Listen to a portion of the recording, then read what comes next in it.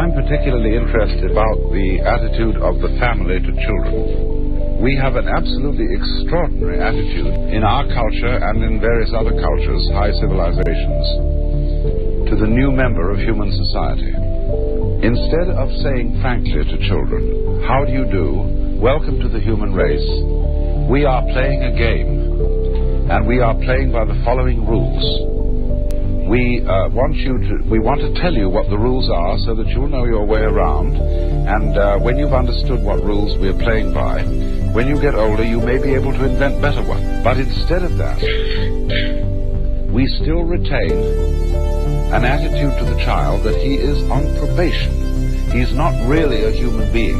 He's a candidate for humanity. Candidate for humanity. Candidate for humanity.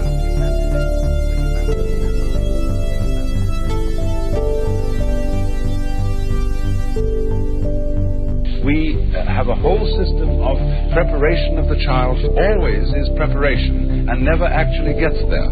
And we get this little creature into the thing with a kind of, "Come on, kitty, kitty, kitty," and we get it always preparing for something that's going to happen. So you go into nursery school as preparation for kindergarten. You go to kindergarten as preparation for first grade. And then you go up the grades till you get to high school. And then comes a time when maybe if we can get you fascinated enough with this system, you go to college. And then when you go to college, if you're smart, you get into graduate school and stay a perpetual student. And go back to be a professor and just go round and round in the system. But in the ordinary way, they don't encourage quite that. They want you after graduate school or after graduation, commencement as it's called, beginning, to get out into the world with a capital W. And so you've been trained for this and now you've arrived. But when you get out into the world at your first sales meeting, they've got the same thing going again, because they want you to make that quota. And if you do make it, they give you a higher quota. And come along about the 45 years of age, maybe you're vice president. And suddenly it dawns on you that you've arrived, that you've arrived, that you've arrived, that you've arrived, that you've arrived. You have a strange feeling, you see, that the whole procession of grades that was leading to something in the future, to that goody, that gorgeous, voluptuous goody that was lying at the end of the line, it never quite turns up. And this is because from the beginning, we conditioned our children to a defective sense of identity. And this, I think, is the most important feature in the whole thing, that a child grows into our culture, and as I repeat, this is not only Western culture, it's equally true in Japan. We condition the child in a way that sets the child a life problem which is insoluble, and therefore attended by constant frustration. And as a result of this problem being insoluble, it is perpetually postponed to the future, so that one is educated to live in the future, and one is not ever educated to live today, to live today, to live today, to live today, to live today, to live today.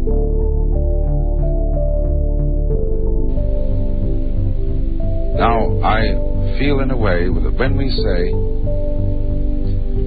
"I wasn't responsible for being born,"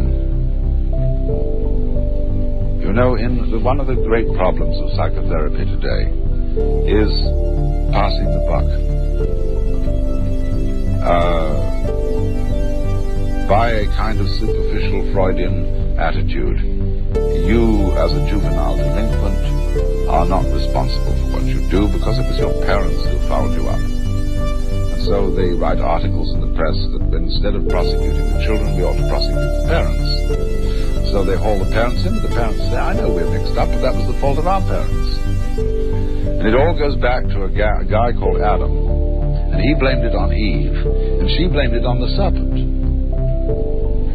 And God said about the serpent, "I'm not responsible for the serpent. He did it on his own." you see, because the serpent is the left hand of God, and what we call God, Jehovah, Jesus Christ, etc., that's the right hand. But Jesus Christ sits on the right hand of the Father. Nobody ever says who sits on the left. It's on the left. It's on the left. Because let not your left hand know what your right hand doeth. Left hand know what your right hand doeth. Left hand know what your right hand doeth. Left hand know what your right hand doeth. Left hand know what your right hand doeth. Left hand know what your right hand doeth. So the final goal that this culture prepares for us is called retirement. When you will be a senior citizen and you will have the wealth and the leisure to do what you've always wanted, but you will at the same time have impotence, a rotten prostate, and false teeth, and no energy. So the whole thing, from beginning to end, is a hoax.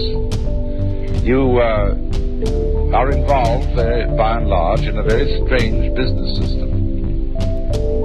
Work is something that everybody does, and you get paid to do it because nobody could care less about doing it.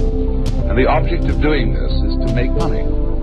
And the object of making money is to go home and enjoy the money that you've made.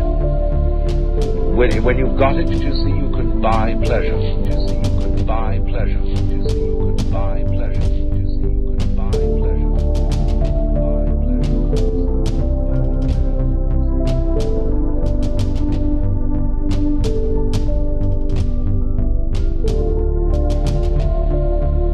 The world outside human skins is unfeeling, fully automatic stupidity, which we have to fight and dominate. Otherwise, it will swallow us up and condemn us to the imaginary terrors of everlasting nothingness. Everlasting nothingness. Everlasting nothingness. Everlasting nothingness. Everlasting